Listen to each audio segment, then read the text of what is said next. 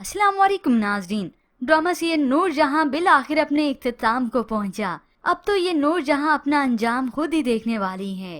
सुम्बुल जिसकी शादी कुमैल से होने वाली है, मगर इससे पहले वो अपनी शादी का कार्ड लेकर दबंग एंट्री देती है नूर जहां की इस हवेली में, और इस नूर जहां को ऐसे मुंह तोड़ जवाब देती रही कि इस नूर जहां की तो बोलती ही बंद हो गई, और साथ ही साथ उसके बेटों को ना मर्द भी कह गई कि ये मर्द नहीं है। नूर जहां की ये बेइज्जती देखकर तो माह तो बड़ी खुश होती है। यूं ही कुछ वक्त बीत जाने के बाद सफीना हुनैद से बात करती है इंसिया के बारे में। हुनैद देखें जिंदगी बहुत लंबी है और बेटियों को न जाने किन किन आजमाइशों से गुजरना पड़ता है, क्योंकि वो बात करना चाहती है इंसिया के मुतल्लिक, उसके हिस्से के मुतल्लिक, कि ये ना हो कल को हमारी बेटी को आजमाइशें झेलनी पड़े। हुनैद अब जब अपनी माँ से बात करता है इसके मुतल्लिक, नूर जहां तो साफ कह देती है इससे पहले इख्तियार शाह, उसके बाद कोई और। तो ये बात हुनैद को बहुत बुरी लगती है कि माँ के असूल पोता और पोती के लिए मुख्तलिफ हैं, मेरी बेटी किसी से कम नहीं। और इधर नूर जहां फिर गुस्सा निकालती अपने दूसरे बेटे पर। सफीर को मना करती है कि वो अपनी बीवी को कह दे कि वो जॉब नहीं करेगी। सफीर तो अपनी बीवी के लिए आवाज उठाता है, उसे जॉब करने के लिए तो ना रोकें, उसका तो पूरा हक है। मगर ये नूर जहां अपना आखिरी फैसला सुनाती है। तभी बहुत मजबूर होकर सफीर अपनी बीवी माहा से बात करता है कि वो जॉब छोड़ दे। मगर माहा को भी अच्छे से अंदाजा था कि ये सफीर बल्कि इस माँ के सारे बेटे किस तरह से सिर्फ माँ की ही सुनते हैं और बीवियों पर जुल्म सितम करते हैं। तो माहा ने तो दो टोक कह दिया, मैं शायद तुम्हें छोड़ दूं लेकिन अपनी जॉब नहीं छोड़ूंगी। ये बात तो सफीर के वहमो गुमान में भी नहीं थी कि माहा अपनी जॉब को लेकर इतनी सीरियस है। उसने लाख मनाने की कोशिश की।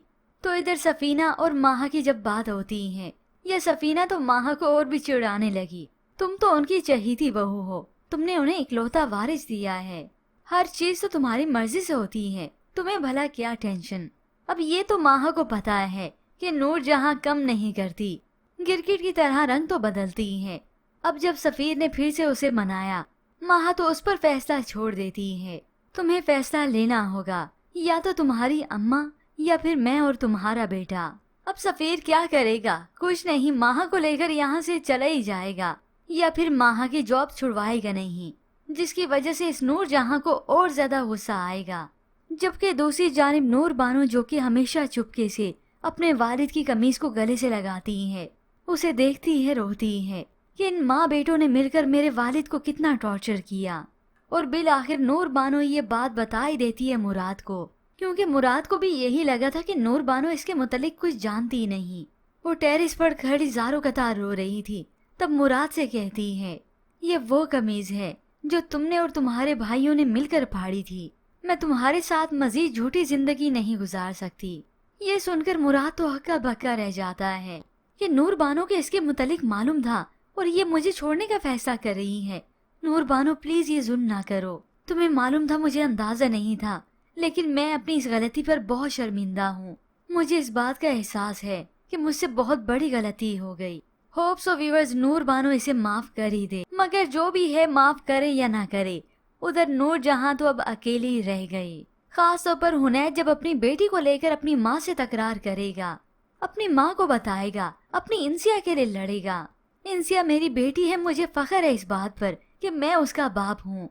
यूं ही नूर जहां का ये हुनैद बेटा भी उसके हाथ से गया। मगर ऐसे में व्यूअर्स आपको क्या लगता है, या नूर बानो मुराद को छोड़ देगी या फिर उसे माफ कर देगी? मजीद ड्रामा रिव्यूज के लिए आप देखते रहिए उर्दू टीवी।